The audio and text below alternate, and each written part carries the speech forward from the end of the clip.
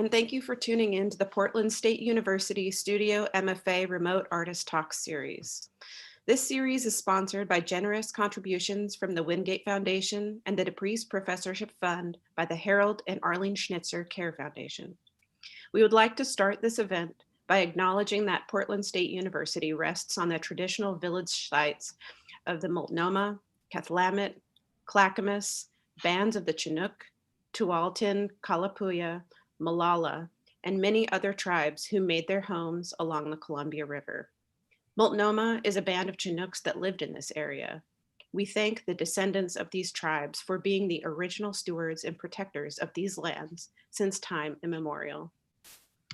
This series brings together artists, curators, and critics from a variety of disciplines to explore the subjects of their work before a live audience.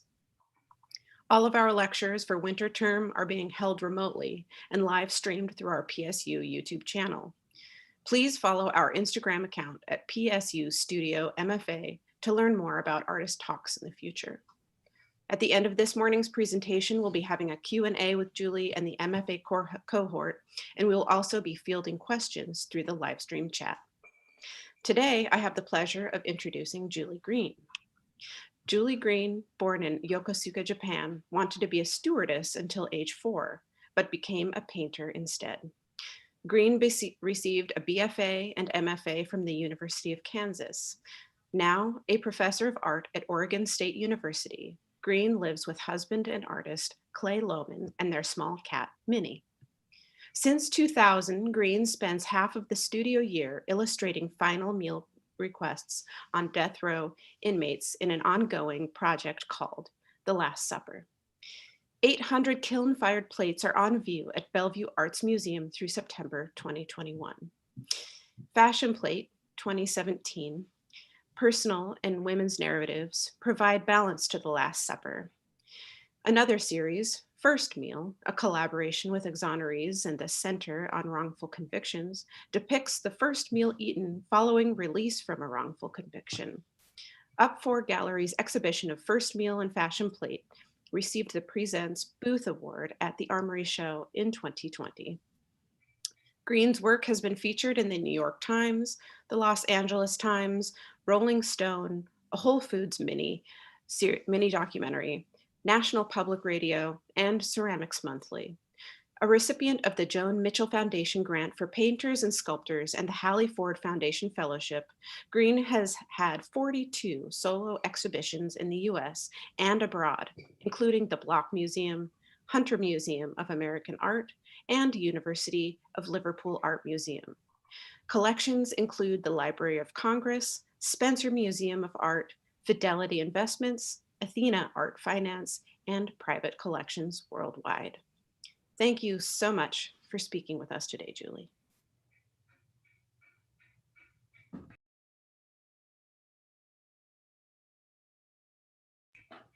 Thank you for that thorough and warm introduction, Andrea. So I will share my screen here.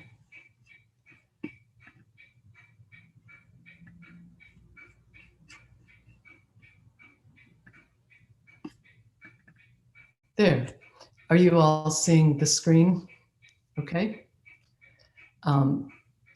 Ralph will let me know if not. So thank you, Ralph Puget and PSU students and viewers around nearby and far for this opportunity. Here's Ralph and I collaborating on Egg Tempera one hot day in the summer a few years ago.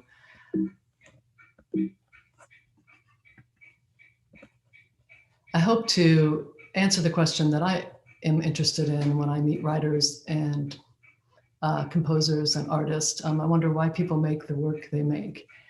And I'll try to give you some background and process that explains that. My mother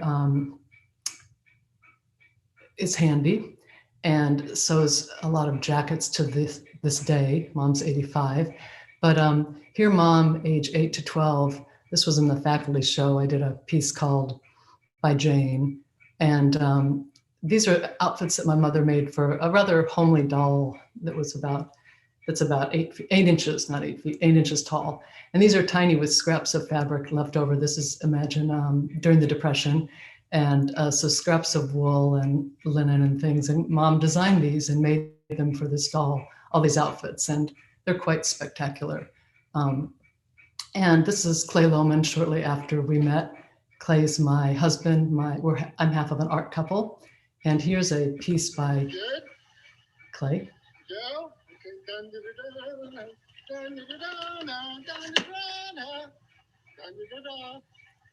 So both Clay and I use craft and traditional arts that maybe weren't as common in contemporary art, at least 20 years ago when we started doing that. And so we're examining craft and applying it to more contemporary ideas or installation.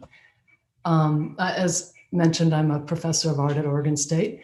And a few years ago, I was invited to participate in the Portland Biennial and given a very large space. And so I invited my undergraduate painting students, a group of them, 4 of them, to participate. And that way they got to be in the Portland Biennial too. And they chose my work and I chose a body of their work. And here we are exhibiting. It's called Student Teacher.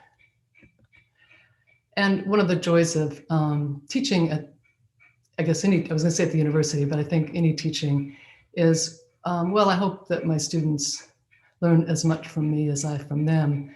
And also it's very exciting to see what they go on and do. A former OSU student, Tala Mandani, is recently her show in LA and was in Art Forum some years ago. And so it's great to see what painters do out in the world after they graduate from PSU or OSU. Some women artists that have been significant to my process. I've had the opportunity to meet the first 2 and at least have minor contact correspondence with Judy Chicago. And I used to live 2 blocks from Louise Bourgeois in New York City. The fact that they are women and have this body of work over a lifetime, it's different than men's work for me and their process. And it's been hugely important. These mentor women for me. Another mentor, Roger Shimomura, chaired my thesis committee at Oregon University of Kansas. And we remain in frequent contact. And Roger's piece, this is Shimomura Crossing the Delaware, a riff on 2 earlier artists' work of the Crossing the Delaware name. There's Roger as Washington. This piece is in the National Gallery at the Smithsonian, just made a few years ago by Roger, and it's about, maybe 15 feet across. And it's so exciting to see Roger continue to make the best work of their life as a person over 80. I was born in Japan in 1961. Here's proof. I was actually raised in a Christian conservative Midwestern family of good cooks, teachers, gardeners, and racists.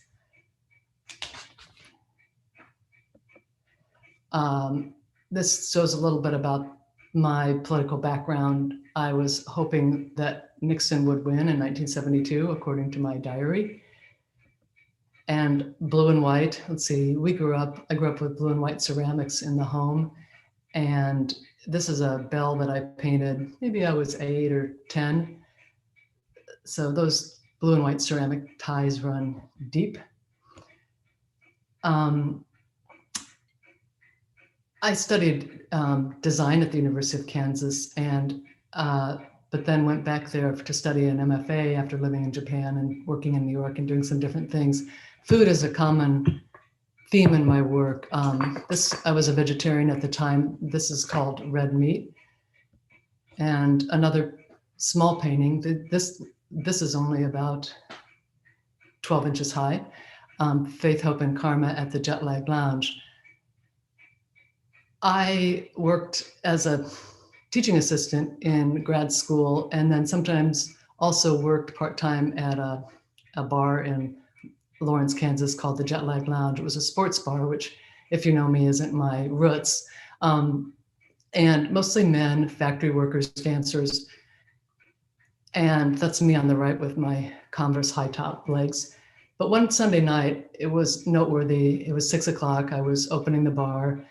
It was a full moon. only one there.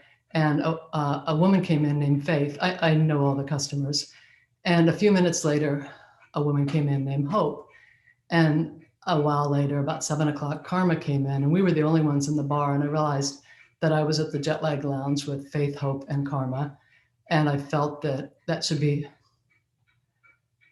put down in a painting and sort of a memento mori of that evening. A lot of my work is to document something that may have otherwise gone unnoticed. When I lived in New York and I was 21, I was cycling, avid cyclist, and in the bike lane cycling home from Prospect Park, I collided with a jaywalking elder who then sued me for $1.5 million. And with the help of an NYU law student, for 7 years, I've represented myself pro se while the case worked its way through the New York Supreme Court before being tossed out. I learned a lot about law and became interested in it. And I learned about the flaws in our legal system, and there's also margin for error. And around this time, I quit supporting capital punishment. So that was actually, it's interesting how traumatic experiences can sometimes feed into positive ones. And that I would say that bike accident and legal following was an education and fed my work and made me make the work I make. Here's fast forward to a more recent picture of the kitchen that I'm in this morning. Thanks, Clay, for doing a remodel on it. And I paint about food, about what people eat for a last meal, what they eat on release after a wrongful conviction. I paint about questions too. So I don't understand our legal system. I don't understand why we give a final meal. I don't understand how a person's wrongfully convicted. I don't understand how Blacks are 7 times more likely to be wrongfully convicted of murder than whites. And I wish that I could say by making these paintings that I have answers. I know a little bit more, but maybe have more questions too. As I make a project, I think about what material is the best for it. I was a traditional painter before I started at the university, and then to have broader, before I started teaching, then to have broader knowledge from my students, I really studied the range of contemporary art and disciplines, and that fit into my work naturally. This is a collaboration with Deborah Brackenblary, Dead Dog Shrine, about the number of dogs euthanized, 450 a month in Oklahoma City at that time. Gray Horse, these were photo documentaries of the Osage Indian murders. So I'm doing research at this point in the late 1990s, sort of turning away from my personal narrative, faith, hope, and karma painting, and focusing more on what I see out in the world. My work is small and can be easily carried. My egg tempera paintings, there's an egg, if you're interested in egg tempera, I love materials and technique. Clay is a real master of materials and technique, and I've learned a huge amount from Clay. And this egg tempera painting is in a world of art, which is used at universities. And I'm sort of honored and horrified to be across the page from Botticelli here. And these egg tempera paintings, I'm airbrushing egg tempera. And for those of you that are painters will know that that's an unruly combination. This was my first show at UPFOR in, I believe, 2015, on top of a large drawing that I worked on for 5 years, a meditative ink drawing. And in the foreground, we'll see a ledger. So many of you probably also keep journals. And these are food-based. These are abstractions of food, my new blue friends. And this is a close-up of the ledger on the left I'm still working on, and the ledger on the right is finished. It has 1,200 pages. So those are both open in my house now, and I use them as sort of the Julie encyclopedia, or to jot down new ideas of what I'm working on.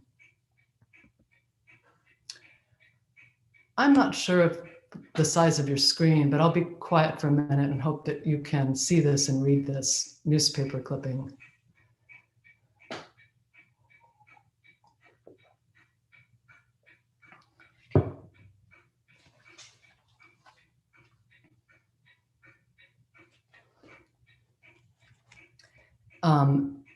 So this is in Oklahoma at the Norman Transcript newspaper. I saw this in the paper, and it's about a final meal. Oklahoma was in 1998, and it, well, at least until recently, has the highest per capita, meaning highest per population of death penalty sentences and executions.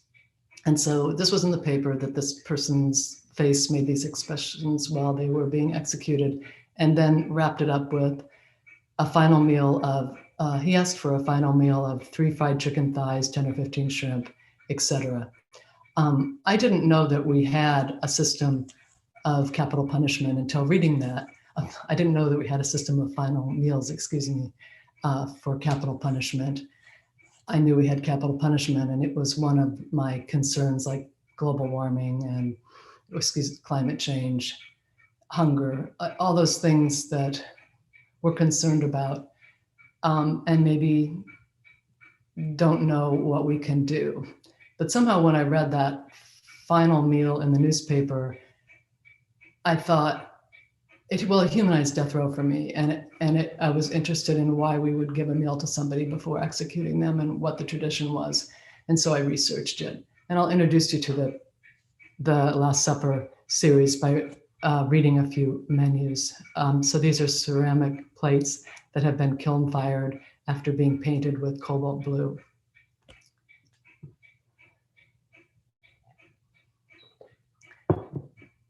Texas, 25 February 2003, 2 chili cheese dogs, 2 cheeseburgers, 2 orders of onion rings with French dressing, turkey salad, French fries, chocolate cake, apple pie, butter pecan ice cream, egg rolls, 1 peach, 3 Dr. Peppers, jalapeno peppers, ketchup, and mayonnaise.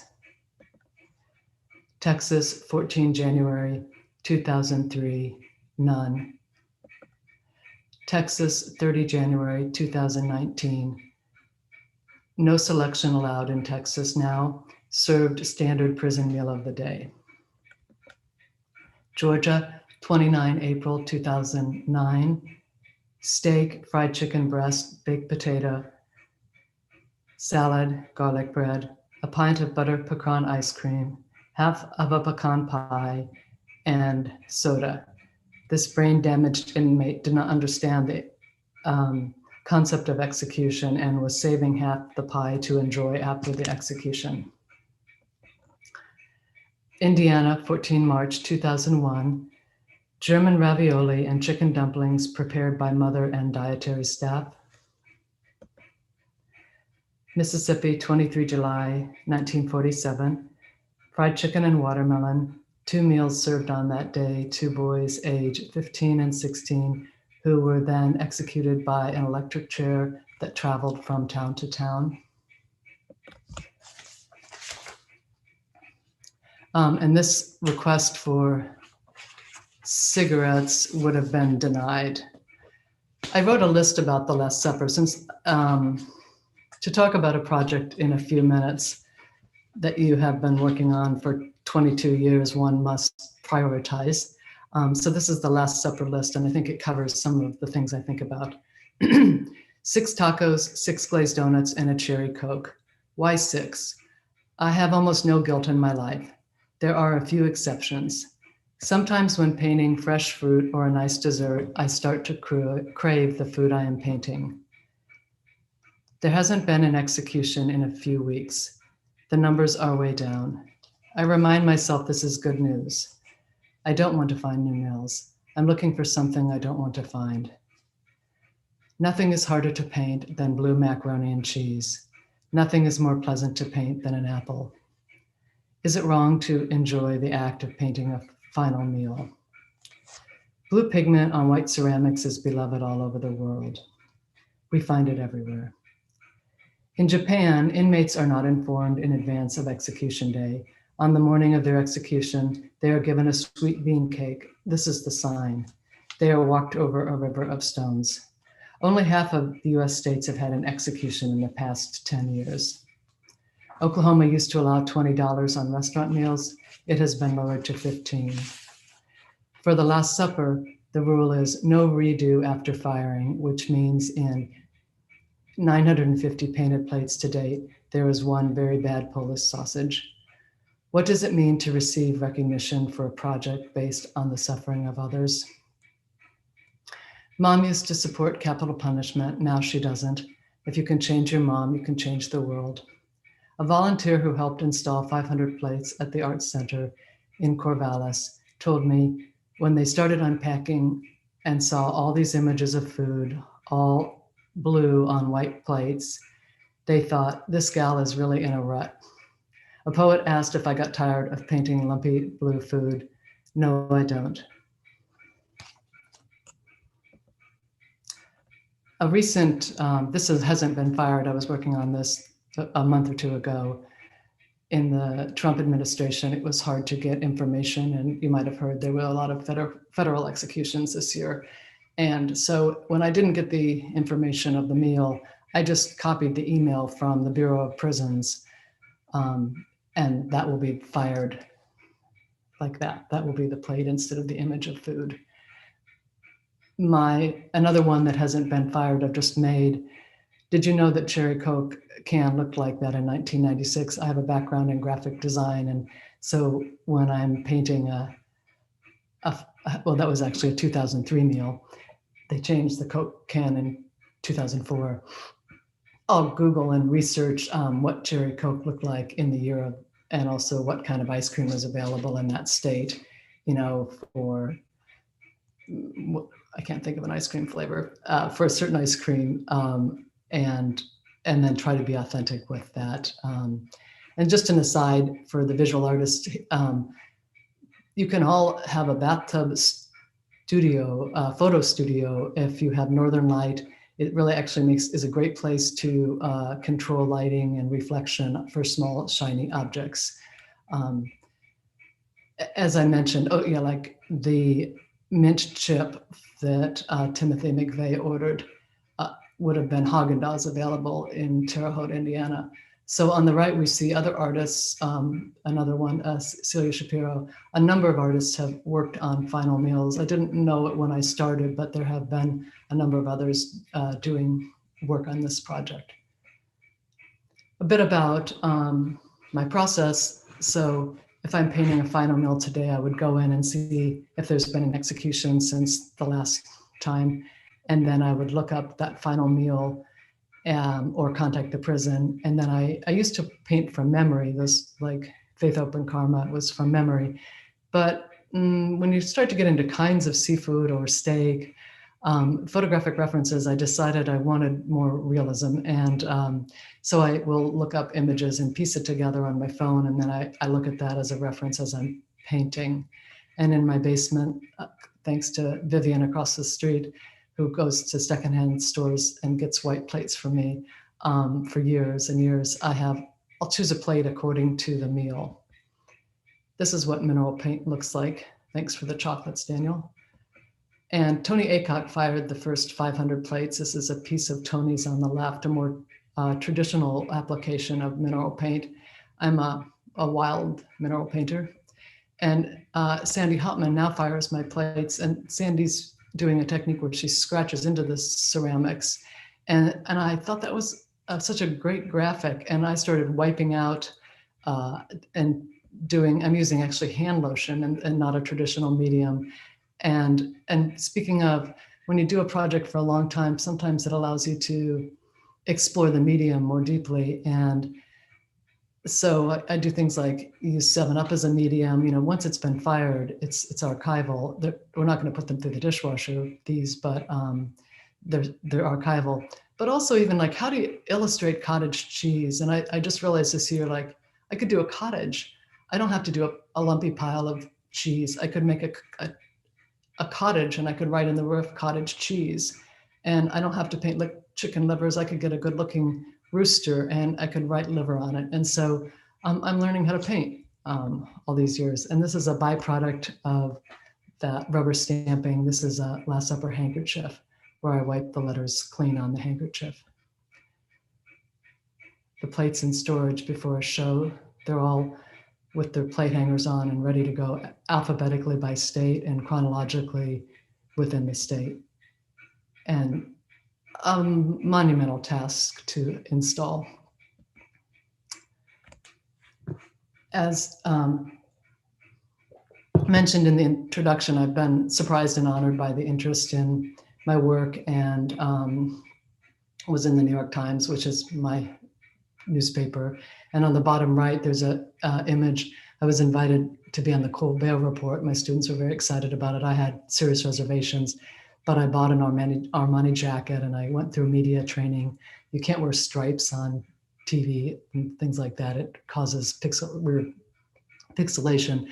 And I resolved to do it. And then at the last minute was bumped by Bill Clinton. So I kept the jacket and didn't have to do it. But all that for a private person is difficult to process. And I get nervous today. I was nervous before my talk and walking around the block and doing yoga. And Deborah Gamer, a curator, gave me a great advice practicing for a talk once, and that is just honor the work. It's not about you, Julie, it's about the work. This is the Whole Foods crew. They were at the house for 11 hours. And yeah, I just take away myself from the equation to a great deal and focus on the work. And that helps a lot with public speaking.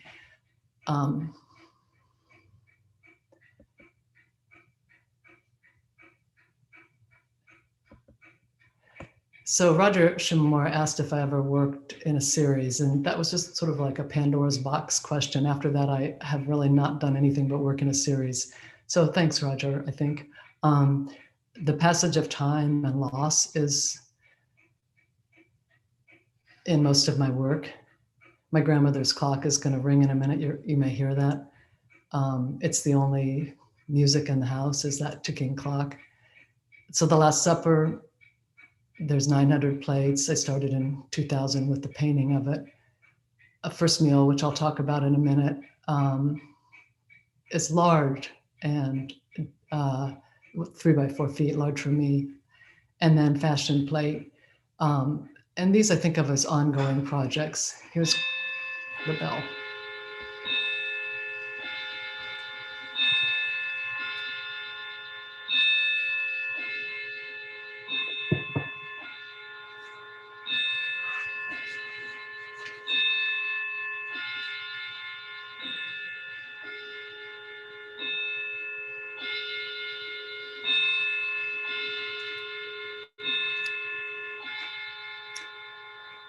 Christine Bunch is shown there. Oh, I've got the same hat on. That's my head with Christine Bunch.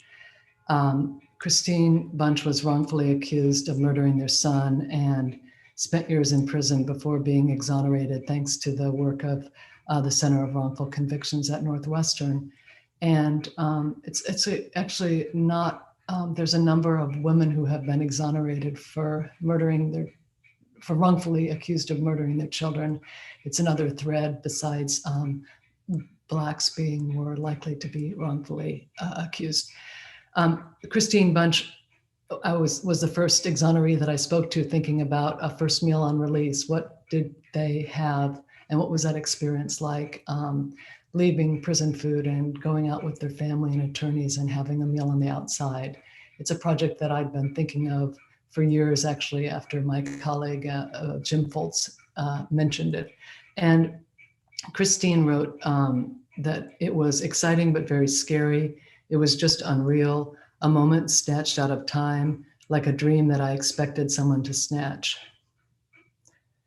So definitely it's both a joyful moment, but there's a lot of pathos for me thinking about the years of wrongful conviction. And so for this plate, I have the meal at the top and that champagne mentioned on the left.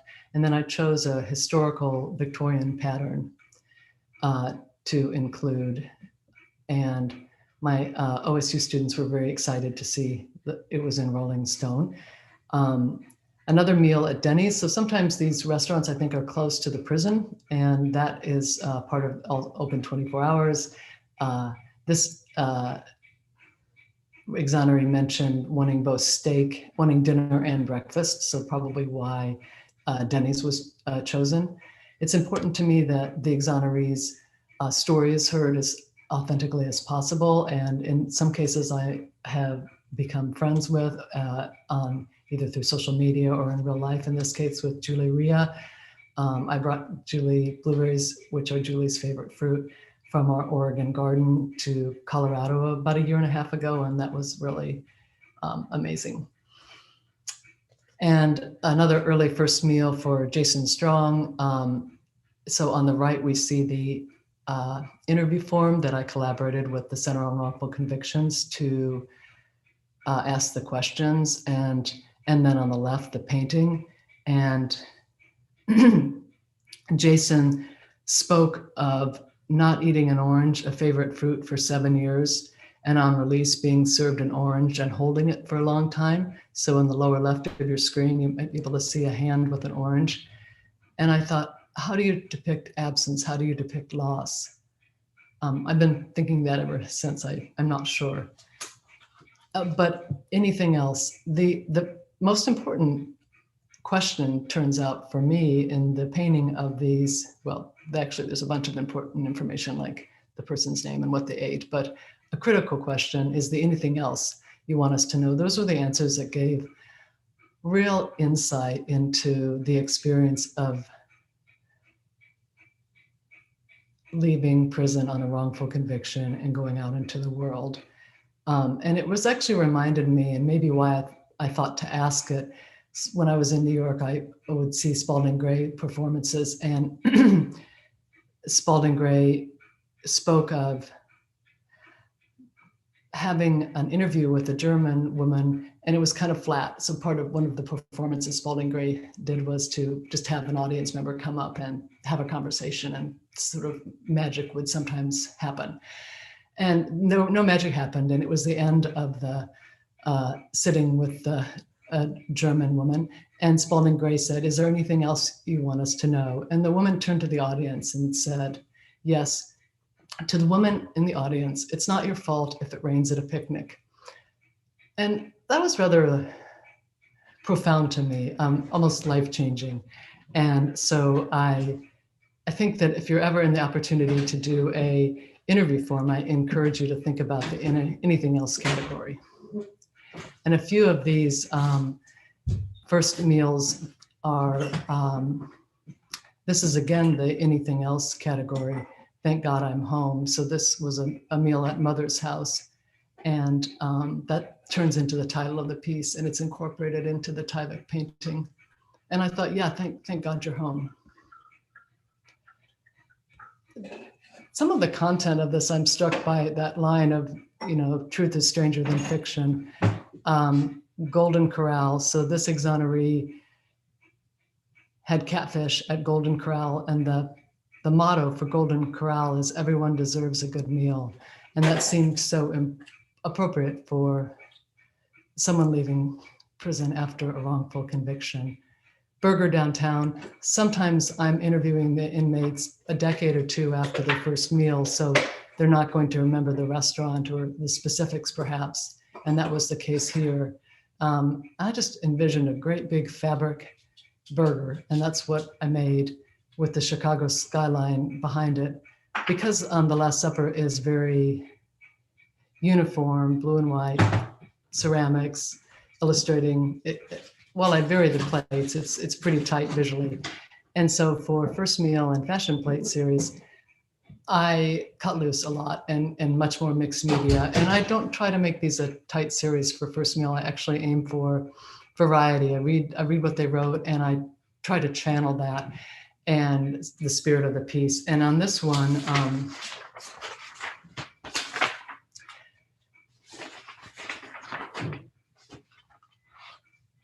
Mark Clemens, sometimes exonerees would like their name included and sometimes not. Mark Clemens was convicted of 4 counts of murder after confessing to police.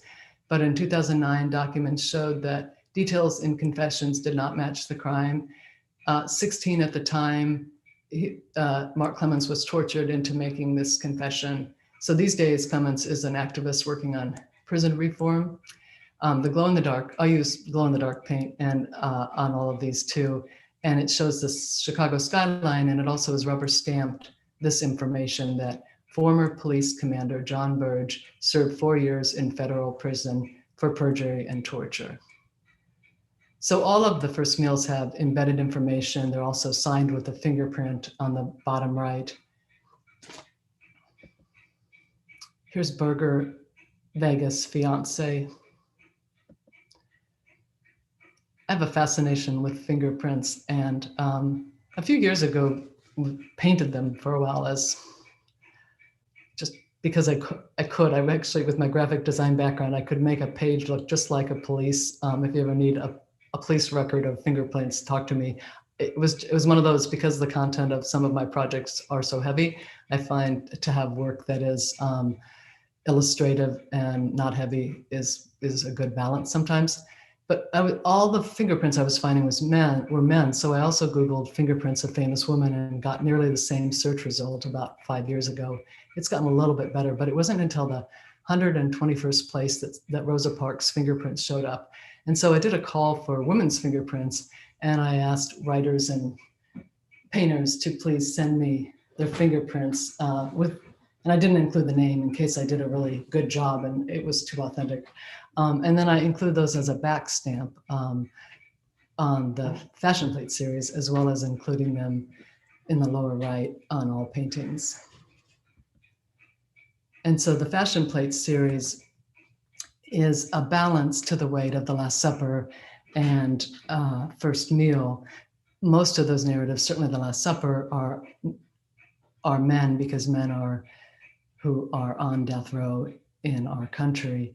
And I got the idea, well, thanks Clay for the idea of painting on paper plates. We don't have a kiln, and there's a limit to colors accessible in a safe kiln home setting. And I wanted really vibrant colors for this project. And then so I'm using a Chinette plate, and I'm heavily gessoing it to make it more archival. I got this idea because some years ago, my grandmother, when 93 said, or 95 said, this is going to be the last batch of cookies I make. And I thought, wow, I better save one. And so I covered it in gel medium, clear gel medium. And that's in my toolbox. I took this photo a couple of years ago. It preserved beautifully. And I thought, wow, you can put anything, enough acrylic on anything, and it will be archival or more so. So growing up, fashion plate was a term. I think maybe people over 40 know the term, and maybe others don't. Fashion plate meant somebody stylish, like Barbara's a fashion plate, or Cher is a fashion plate, or but and then when I started doing this, I thought, I want to paint about women, I want to paint about fashion, I want to paint about beauty, I want to paint colorful. And then I thought, what are fashion plates? Well, it turns out that they are actually, have been around since the 17th century. And this is an example of one by Gerald Wallach. And what it is an etching. And then the fabric was glued on to show what, different fabric options were available that year. And then these were taken as a booklet to different estates, and they were early magazines, they were early fashion magazines. But I was fascinated that collage has been going on since, this very different purpose than the 1904 Picasso or other people's collages, but much earlier, commercial art, but much earlier. So I thought this is the first Western collage that I know of. So it was such an honor to have my first art fair almost a year ago now in New York, participate in an art fair, and we see First Meal and Fashion Plate here. So thank you for that amazing opportunity. And we were very happy to get an award. And much of art making is quiet and slow and in the studio. And so those moments are priceless.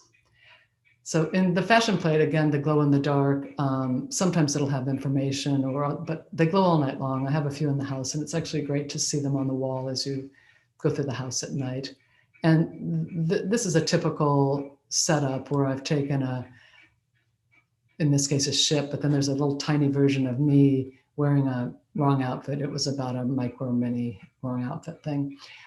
So they're embedded, they're quiet stories sometimes. And actually another one, this time I'm using palladium, which is actually more expensive than 24 karat gold, and around the edge, and Rare Pigments by Heidi Gustafsson. And it's based on a historical fashion plate, but in this case, I've stuck my head in it, and I've added a crow hat. In this case, I read about a blackbird hat at the Frick Museum, and I thought, wow, what does it mean to wear a dead bird on your head? And decided I wanted to think about that more, so painting it would be a good idea. And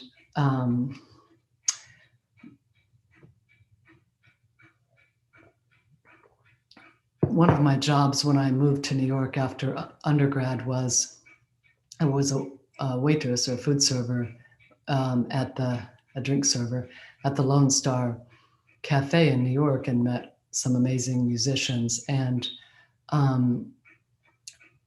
I was a responsible server, so I was always in charge of James Brown, and that was great. And I was inspired by, here's this individual who's taking fame as a platform for social justice. And I found that very inspiring. And this painting actually has James Brown's signature glow in the dark across the top, but you Oregonians will notice that it's at Cove Beach, and it is, there's a small figure in the lower right, again, a self-portrait, and I'm wearing a t-shirt that was signed on my body that I have, my pink James Brown t-shirt that says, "To Julie, live in romance, my heart and soul, James Brown," which is a beloved possession. Yeah, so, I guess people like James Brown or Emily Dickinson, there are some beings that had such a profound effect that they seem to live on and be everywhere. And I guess that's why I put James Brown, instead of in New York City, I put him in the Oregon coast, because it feels like James Brown is in the air. Literature has an influence on my work, and Joan of Arc is a fascinating character who cross-dressed and had very short hair and wore men's clothing. And the trial transcripts from Joan of Arc, supposedly Joan of Arc was asked, what languages do these voices speak to you? So Joan of Arc had mentioned hearing voices, and the reply was, "Better language than yours," supposedly. And I love that line, and so I painted this for Joan of Arc. And Pucci for Braniff Air, thank you for mentioning in the introduction that I wanted to be a flight attendant until age 4 and became a painter instead. And this is a good image to end on. I believe that my reason for wanting to be a flight attendant was not so much based on a love of flying, but of the Pucci Braniff Air outfits that were in the 1960s, gorgeous. Matching ankle boots, in this case, I think Clockwork Orange inspired bubble dome helmet to look space age, which is also very fitting in a pandemic. So that's where the idea of that came from. And my Instagram feed is on the left, Green Julie /art. And then my website has a lot of resources of some of the things we've talked about today. If you want to look more about First Meal or The Last Supper, please feel free, or you could always send me an email and I will be happy to direct you. Andy Warhol said, "The artist of the future will just point." I paint to point. Thank you. Julie, thank you for such a wonderful presentation. I look forward to the Q&A. At this time, we would like to take a 5-minute break. It's 11:16 now, so please stay connected. We will be back at 11:21.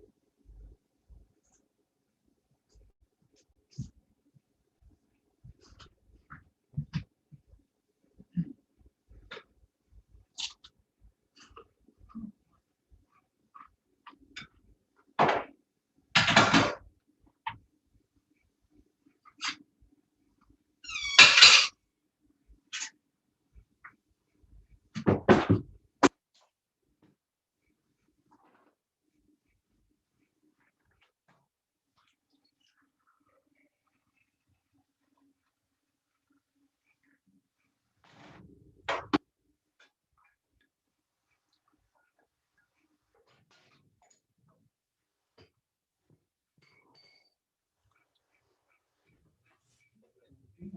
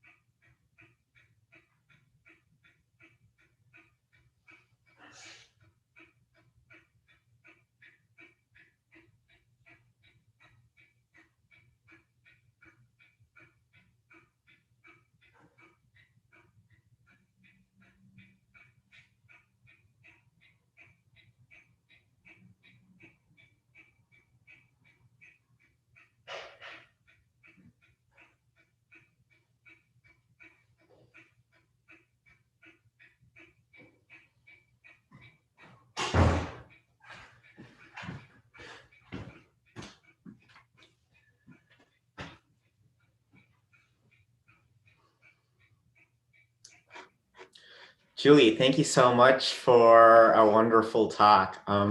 Let's wait for everybody to get on. I have a question. Can I ask while people are coming back? Sure.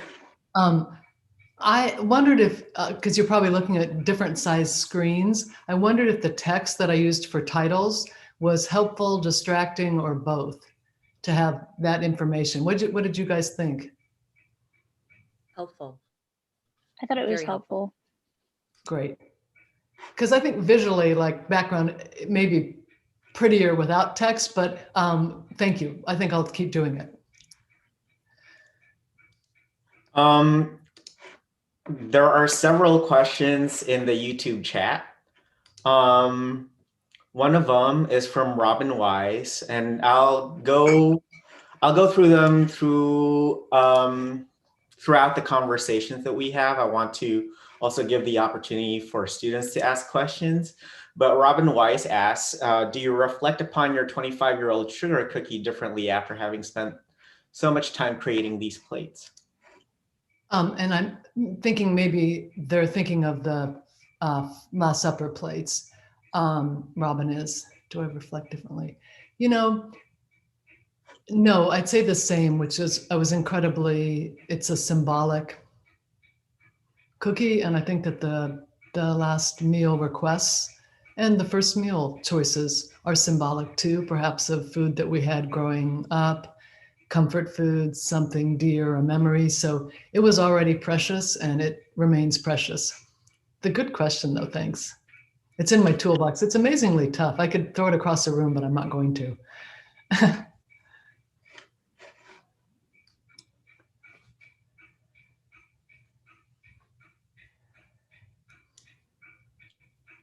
Are there any questions from the students? And then I'll just stagger the questions in the chat room. Yeah. Thank you so much for your presentation.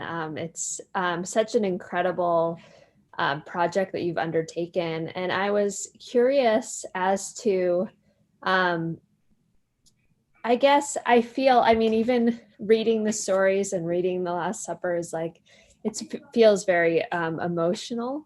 And I was wondering how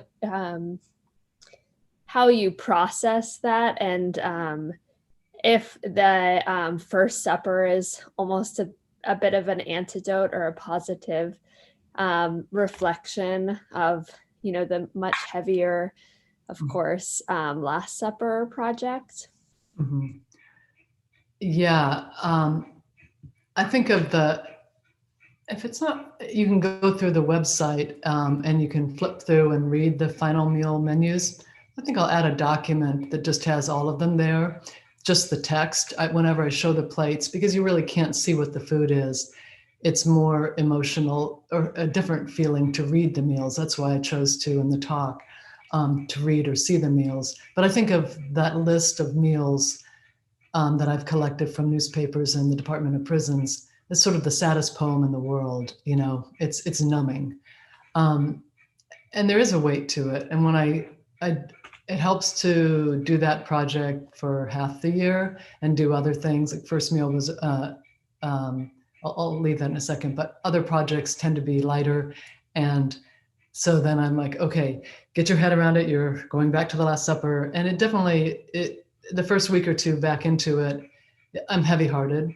But then I also feel like it's hopeful. In the time of the 20 years, there's so many less executions. Oklahoma was giving like hundreds of capital sentences a year, and sometimes 3 people were executed a day in Georgia. And it's not like that now. It's much more, it's much less. So I feel like it's a good conversation. I started it because I didn't get it, and then I put it out there in the world, and other people seemed interested in it. So so like I say, ultimately it's positive, so I can remember that. And I just look at the meals. I don't read about the murders. I mean, there's so many tragedies. I mean, usually these are guilty people who committed a very bad crime, and it's representing loss of numerous lives and broken families and sadness. So I don't read that. I just go for the final meal, and that helps me to be able to do it. And then first meal, yep, I thought it was going to be my salve, my more uplifting, because these people are out, they're having a meal. But you read about a 16-year-old being tortured into a false confession and spending more than that time in prison. And that's heartbreaking. Or a woman who's lost their child and then is wrongfully convicted of murder of that child and sitting in prison wrongfully without their child. Like, okay, that's not uplifting. That didn't help at all, that project, as far as uplifting. But again, meeting the exonerees, and I'm collaborating with Kirk Johnson of the New York Times on a book project for the first meal. The idea of getting that conversation out there. I didn't know till last year that Blacks are 7 times more likely of a wrongful conviction. That's really a problem. And so I feel, again, it's hopeful. And then the first, the fashion plate is just light in every sense. And so that helps me to go to the other pieces. That's right. So it is about, just like our life balance, it's like yoga before a visiting artist talk. It's having both. Thank you. Thank you.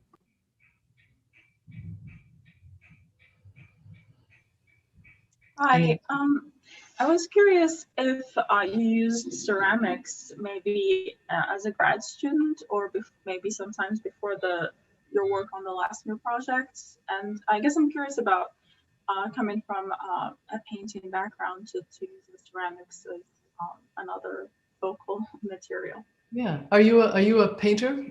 Yeah. Yeah. Hi, painter.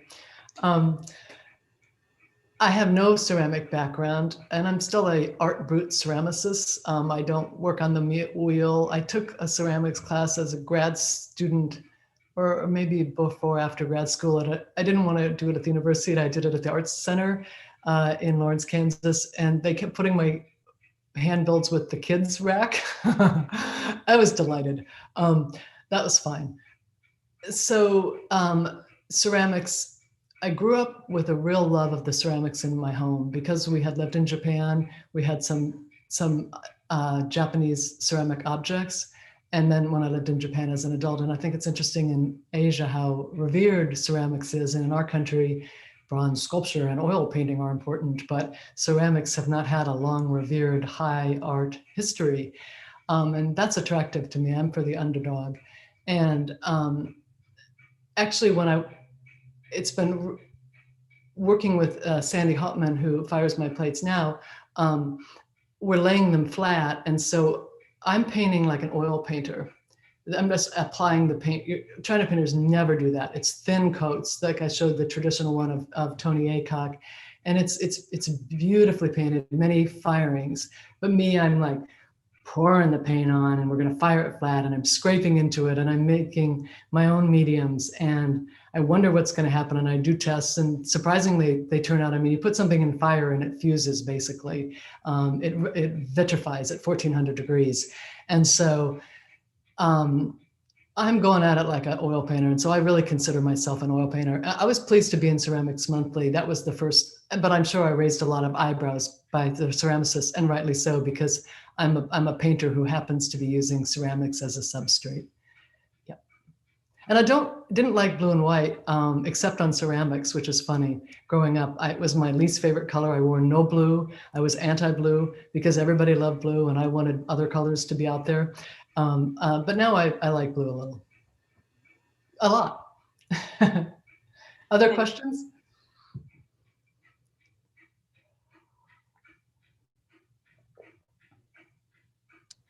If there are no questions from the students at this moment, maybe I can get through a couple of questions and then we'll get back to them.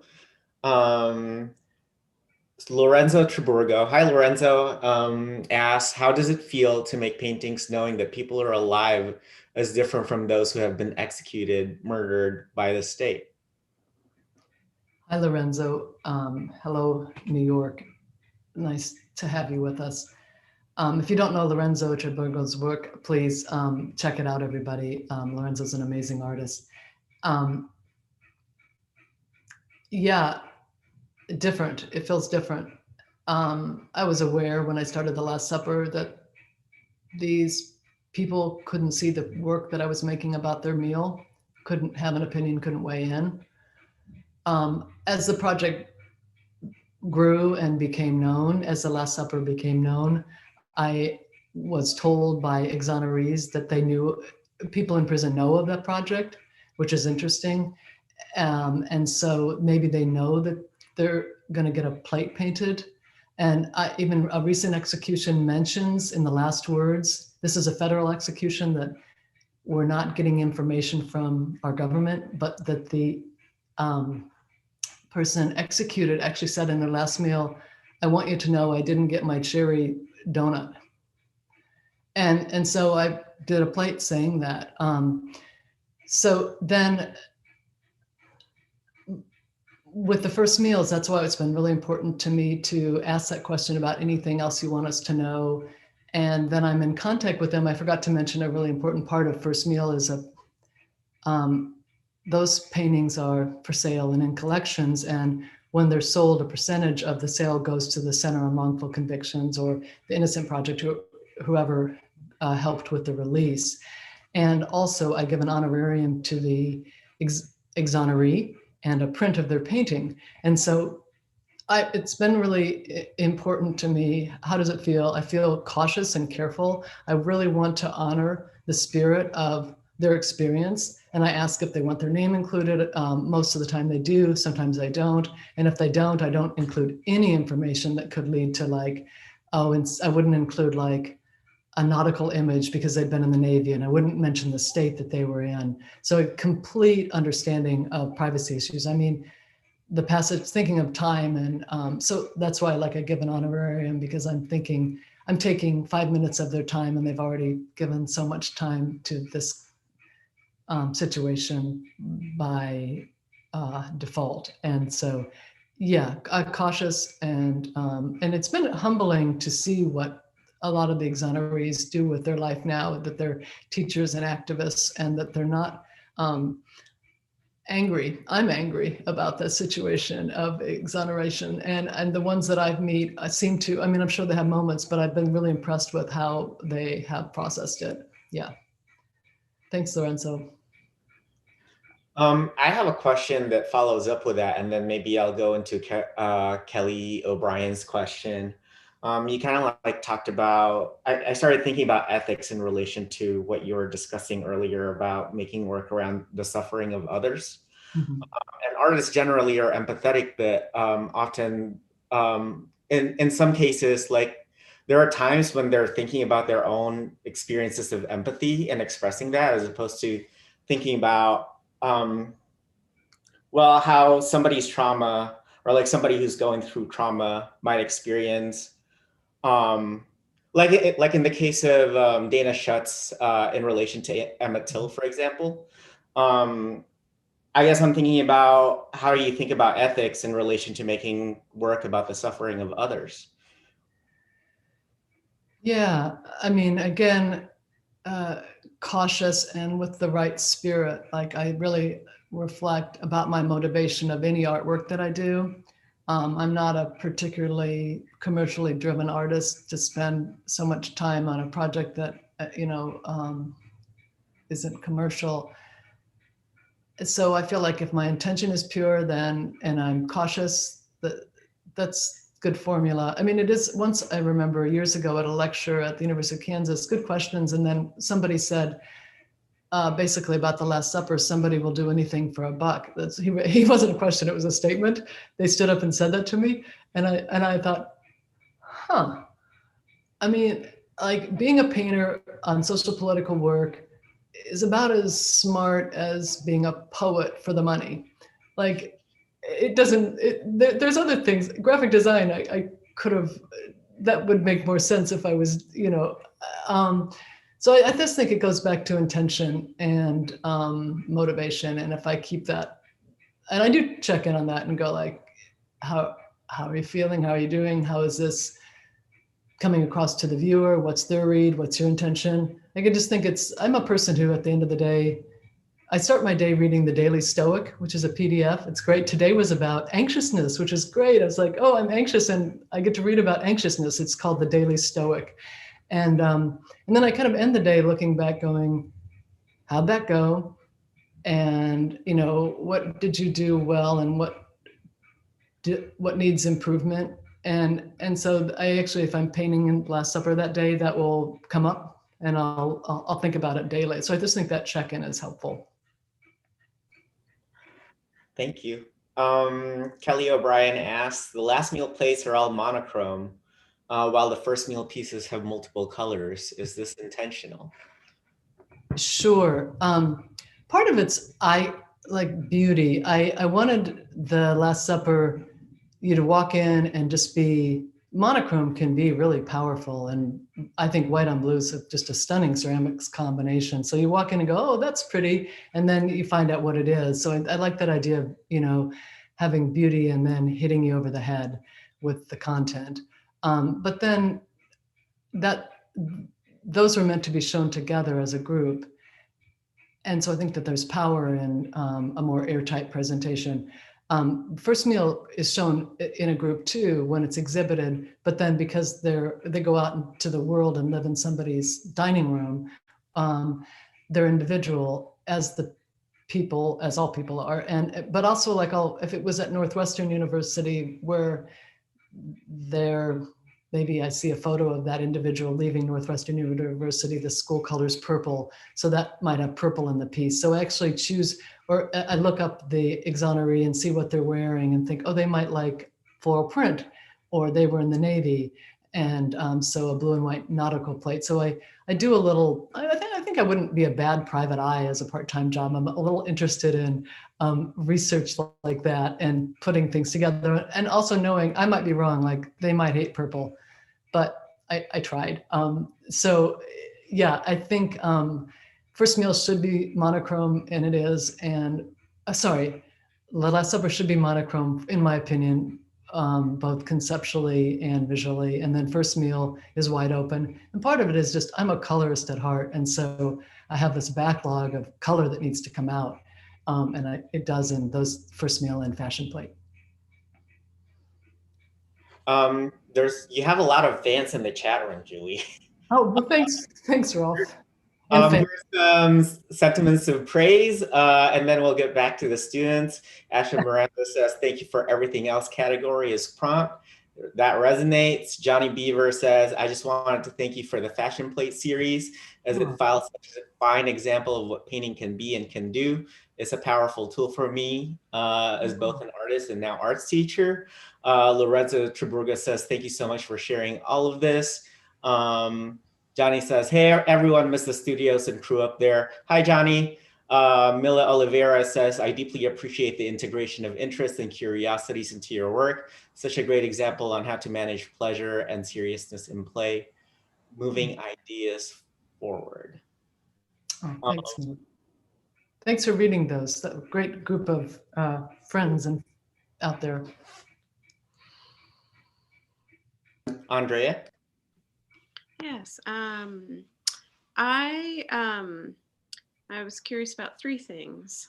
One, how did you come to focus on exonerees that have been wrongfully convicted? And have you also considered making plates for people whose sentences have been commuted, or just those who have been released from prison after a certain sentence? Two, have families or friends of those who have been executed become aware of the projects and the plates that are made of their loved ones? And what if I was just curious if there's a connection at all. And then three, how is the last meal communicated with the public? And is that always a part of a news piece on somebody who's been executed? How do you come to find that information out? Okay, great. I'll try to and steer me back if I'm not reined in. How exonerees? Let's see. That was I wrote how to exonerees. How did I decide? Well, originally I was going to do only people who had been exonerated from a capital conviction. So I think as you all progress in your research and your artwork, part of the maturity of an artist is to stick with an idea and stay in pretty close, but then go over there too. And so it just made sense I've been working on capital punishment, that I would do exonerees of capital punishment. And then one evening I was in the bath and I thought, wait a minute, that's discriminating, if to just do exonerees from capital punishment, any wrongful conviction is a horrible crime. It's a horrible thing that has happened. And so I decided to do any wrongful conviction over several years time. And so that involved, I would say most of the ones that center on wrongful convictions were murder. Whether or not they were capital conviction or not, they were probably in there for life. So that's the information. I'd wanted to do this project for years, and I'd reached out to Greenpeace and different organizations, and I didn't have a contact. And so when I showed at the Block Museum a few years ago, they have a law school, and that's where the Center of Wrongful Convictions is. And so I made these wonderful connections there and was able to start the project. So it really helps they've been invaluable for that. And so they reach out to their clients and I get the material from them. That was better than having another stranger me. These people have been bombarded. The exonerees or wrongful convictions have been bombarded by the news, by the press. Their life, maybe they don't want to be asked a question by an artist. So they're reached out by the attorney that helped get them free, or the organization. So that's how that unfolded. And so it is both. Exoneree means you have been exonerated from the crime officially. And I could talk for too long on this, and I could be wrong if I go too deep, but my understanding is that sometimes people they get out before they're exonerated because they want out. It's illegal, they have been let go because it's been decided that, I don't have the legal language in my head right now, but it's been decided that there were a trial by error, that they were wrongfully convicted. They're wrongfully convicted, they're let go. And then they work on their exoneration afterwards. Or maybe some of them just get out of there, and just are sick of the legal system and they don't pursue that. And sometimes some states they're starting to get settlement for you can get sometimes financial compensation for that wrongful conviction, but it isn't a given. And how do you weigh 10 years in prison? Like what price is that? And then another question, the family's right. I have, when I showed again at a university, Mulvane University in Topeka, there's a law school there. And I had dinner with, I think the organization name was something like Families of Murder Victims. And then it was like FMV. I'm forgetting the exact name, but I actually had dinner with some individuals whose children had been murdered, several families, and they were in favor of the project, and they didn't feel that that second murder of the person who killed their family member was a good thing. Now, there's a whole other organization or five out there of families in favor of capital punishment, I assume, of murder victims, and I can't imagine the loss. And so, but I have had positive experiences with those organizations. And I'm sure there are the flip side of that, like I said, of people who hate my project. And then the meal company, what does that mean? The meal company. Oh, maybe the meal, like information, how I got the final meal. Okay. Yeah.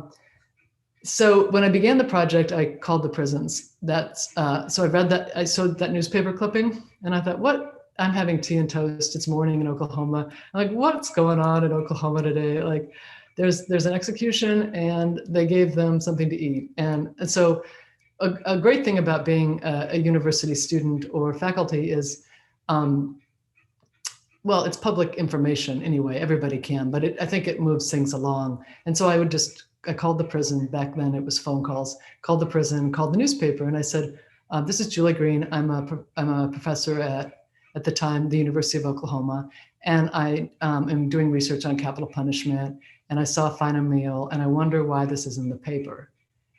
And they said, "The public wants to know." They both said the same thing, those same words. I thought they've been talking, but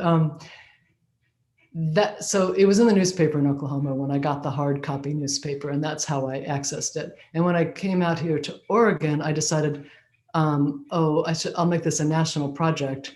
And so this was in 2000, and then the internet was helpful. There was a weird, it had both humor and factual information. I think it was called, I'm forgetting, it was Final Meals. It was a website that had every final meal as soon as something was posted. But they also had like final meal thong bikinis. And I don't have any gallows humor in me at all. I don't find anything funny about the Last Supper myself. But I really appreciated the research and that information. So I got that there. And then for a long time, it was in the newspaper whenever there was an execution. And interestingly, in the newspaper, say in The Guardian or newspapers, BBC, England, we are a product of the judicial system and the last meal system of the British rule. And so that's not surprising. They haven't had capital punishment for several decades, I think. But it's not surprising that they're interested in, and I was told that the Vatican lights up when we have an execution, when we do an execution, I think that's beautiful. I've tried to re-research that. If you ever find anything out about that, let me know. So like the world is watching, but it was really interesting the last couple of months when I was painting the 11, I believe, federal executions that took place this fall and winter under President Trump, usually unprecedented. And I couldn't get any information, and neither could the reporters. And I thought, this is public information, and I could turn this into a full-time job, just bugging the government, trying to get this. But then I thought, no, I'm just going to paint the text of this rather unhelpful email on the plate, and that's going to be more interesting and more quick read of how screwed up this is right now. Does that make sense? Yes, thank you. I have one final follow-up question. Sure. Where in the newspapers, what section is this information usually? Oh, sure. I almost did a screenshot of my process. So I really, the death penalty information site,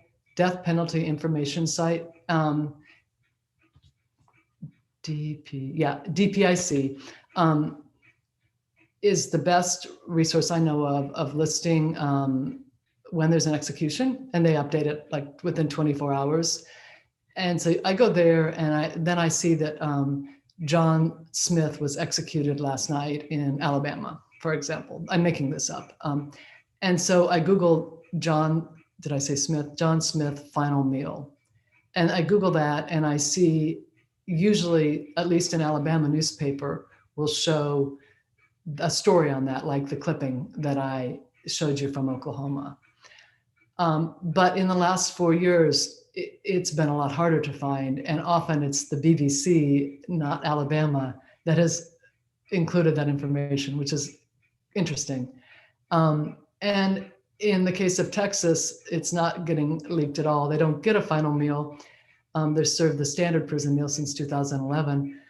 But I will email the public information officer at the prison in Texas and say I'm a professor doing research and ask, this is harder work for everybody because they didn't have a specific meal. They have to go to the kitchen records and find out what was the standard prison meal of the day 5 years ago. And they do that because it's public information and they have to. Yep. I'm all for public information. Yeah, good questions. Thank you.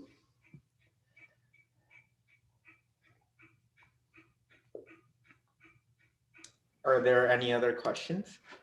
Yeah, I have a question. First, I wanted to say thank you for giving us your presentation. I really enjoyed getting to know your work. But I was wondering if I don't know US laws in general, so I don't know if this is doable, if this would do anything for the cause, but I was wondering if you have done petitions linked to the project, or if you have considered, or you've done like some partnership with nonprofit organizations around it. So you kind of cut out a little on my computer for part of the question. So have I partnered with other organizations about painting plates or No, I can ask again. I was wondering if you have done any petitions for people to sign to abolish death penalty, or if you have considered. I don't know if it would make a difference because I don't know US laws at all, but I was wondering that. You know, I haven't, it's a good idea. I haven't considered that. I've always felt like sticking close to what I know. Like early on, I wanted to meet, I wanted to go to death row and talk to individuals, sort of for the question on ethics that Ralph asked, you know, to find out about their thoughts on why we have the Last Supper. And I realized I had a friend who was working on capital punishment writings, death row inmates writings. And my friend would drive to like Idaho, have an appointment with the prison, have driven from Eugene to Idaho and get there. And they'd say, oh, it's going to be tomorrow. So they'd get a hotel. And then tomorrow would come and they'd go like, oh, sorry, that's not going to happen. And I thought, oh, okay, duly noted. Don't bother trying to go to the prisons. Like that's not a good use of my time, better painting. So I guess I kind of feel like with petitions, there's amazing organizations like the Center on Wrongful Convictions and the Innocent Project. And I think that that's covered pretty well and that I don't have it's not my strength to do so. So I feel like I can make more of an impact with my hours to just keep painting, which actually is also cathartic, you know, like I don't find online activism, for me, for some people probably they love it, but for me, online, actually time on the computer can be kind of soul sucking and headachy material, whereas painting is life affirming and it's a painting that's going to go out there. I see tangible results immediately. So it's maybe my impatient nature. Yeah. Yeah, thanks. Thank you so much. Sure. Mila Oliveira has a couple of questions. I deeply appreciate the integration of interests and curiosities into your work. Such a great example on how to manage pleasure and seriousness in play, moving ideas forward. Do you have tests or series that ended up on dead ends? So that's one question. And then the second one is, can you describe the process of beginning a new series? At which point an idea gains traction? How much debris of ideas do you generate? How do you discern between feeble personal interests and something worth integrating into your public process? Great. Okay, I'm taking notes. I might have to repeat that second I one. can repeat that question again if you would like. Okay, but I'll answer the first one. Test, dead end. Sure. Yeah, you're not seeing those. And a lot of times, right now, I'm just working on First Meal again, having painted 60 the Last Supper plates ready to fire. They're in my basement. They stay wet till firing, and I have a cat, so they have to be in a crate covered. But so I'm back to First Meal, and I think anytime I go back to a project, there's the first one's bumpy, like all of a sudden I'm painting, I've been doing small, I really got my blue and white. I can put down blue and white on a plate. I got that down in January after months of that. And so now I'm like, oh, big Tyvek color. How do you do that? And so it's almost like it's both fresh and formidable to come back to that. And I'm painting about a first meal of rock shrimp and grits. And so I cut out all these fabric, really laboriously cut out all these fabric shrimps. I've been cutting out shrimp for a week. And even when I go walking, I'm seeing on the sidewalk, or not on the sidewalk, on the asphalt, I'm seeing shrimp forms in the street, in the segmented body on the cracks of the road. And I've been like doing these shrimps for a week, and it's not really actually looking that good. And so I'm thinking, wow, you spent a week researching this, kind of getting warmed up, and now you've spent a week cutting shrimp. So, and I've been in the studio full time. So I've got 2 weeks on this piece. And a piece of, like, the first meal takes me a couple weeks each, probably 3 weeks each average, because there's several that didn't turn out sometimes, or I'll rework them. But actually last night it started coming together, and it's going to be great. And so that's good news, so my shrimp, I've got it. But I think at that point, it's about half the time when it's looking iffy, it is iffy and it doesn't work for me. I mean, I'm always looking for it to sing. Like I walk in, like now it's a painting I can't wait to, no, I'm happy to be here, but when this talk is over, I can't wait to go in the studio and look at it. I don't have a TV, but I'm going to like look at it, and it looks back at me now, and it wasn't doing that before. It was just a bunch of shrimp.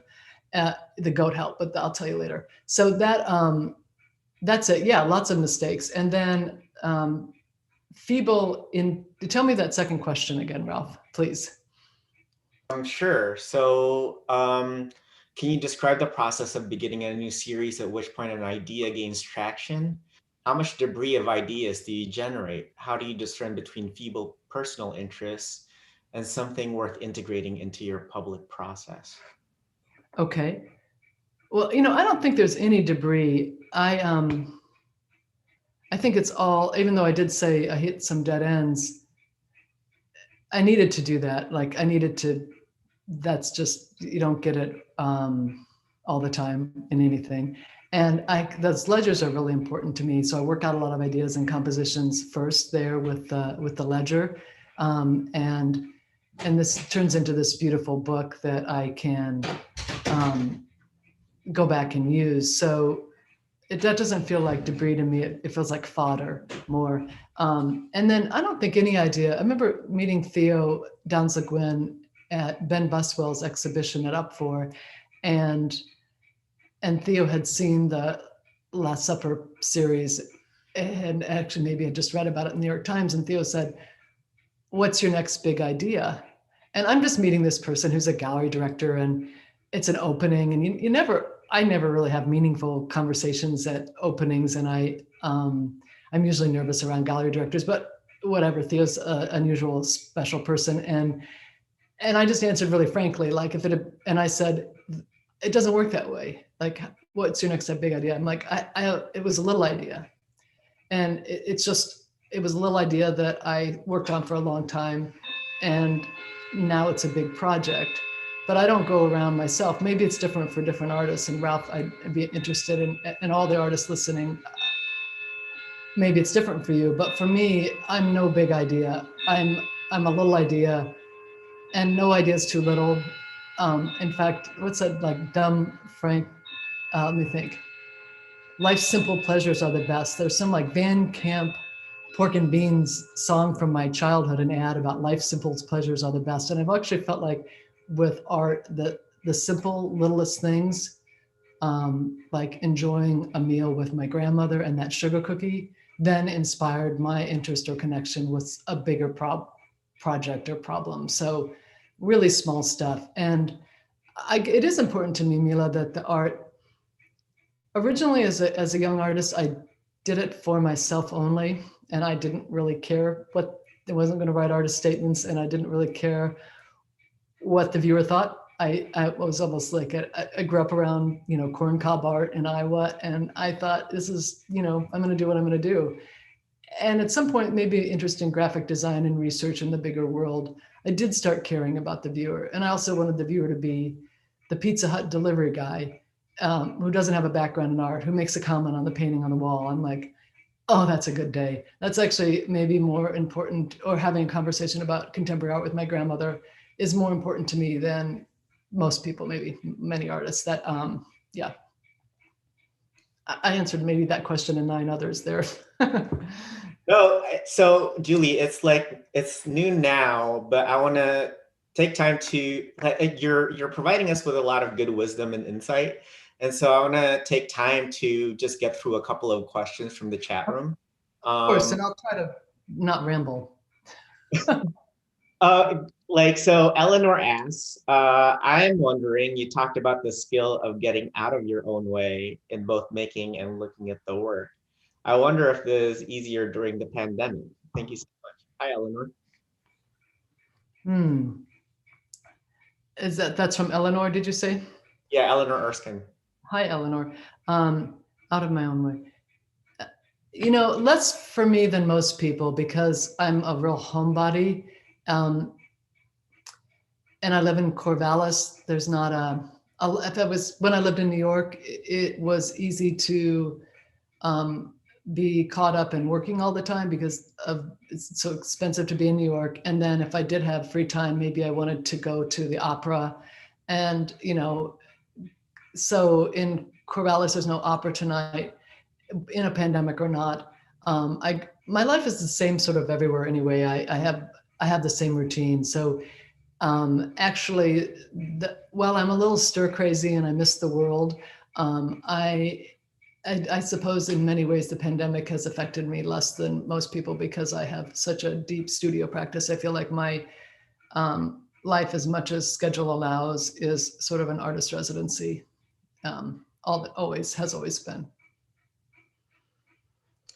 And then the last question is from Ben. Hi, Ben. You have said that you will do this work until the death penalty is outlawed nationally. Have you thought about what the end of this work would look like, historical versus active, etc.? I ask because one can hope. Yeah, and with a Catholic president and who is opposed to capital punishment, it is kind of an encouraging time in that conversation. And I may originally what I was going to do was paint a first meal colored plate as the exclamation point. I did paint 2 of them. I was going to do the first meal on ceramics, so you'd have 900 blue and white plates, and then at the end there'd be a colorful plate of a first meal of an exoneree, just to draw you in and go like, what's that about? But because then a decade passed and nothing was happening, and we were having more, still having executions, I thought, okay, first meal, I'm starting that anyway. I can't wait anymore. It's not going to be the exclamation point. So I sort of changed my thinking. So I don't actually know what would be that monument. I don't know that I'm not there yet, I guess. And I'm not a person who looks into crystal balls a lot. in my studio practice, I'm pretty much like next week as far as what I'm going to make. I mean, you have to plan things career-wise and things, but as far as I sort of take it as it comes. So I'm not sure, but I suppose it will be something. That's a terrible answer. It will be something. I'll let you know when I find it, Ben. And I guess this could be a question that wraps us up. Rena, the tricks, I'm sorry if I'm pronouncing your last name wrong. They say, hi, Julie, greetings from Kansas. Anything else you want us to know? I guess, yeah, like maybe you have like some concluding words that you can impart before we jet off. Oh, that's such a sweet, thanks for listening to the talk, and that's really great. I can't, my mind's completely blank. But I love that idea that I have this opportunity. Let me think for a second. Okay. Always remember the freedom that you have in the studio. Like, I am amazed. Sometimes I walk in and I go, this happens all the time, actually. I go, you can paint anything you want. And so please remember that. Like, there's so few areas of our life that we have that kind of control. You can do anything that you want in the studio. I mean, within the limitations of whatever technical and financial, but as far as the stuff you have, you can, and I love that. I love that freedom. So always remember that, you visual artists out there. And this has been such a pleasure to great questions and to meet the MFA group at Portland State and to see you, Ralph. I'm really honored for this opportunity, and thanks for all the viewers and good questions. Thank you so much, Julie.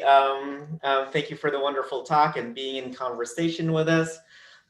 So this concludes our remote artist talk with Julie Green today. Please join us again next week with an artist talk with Chase Hall.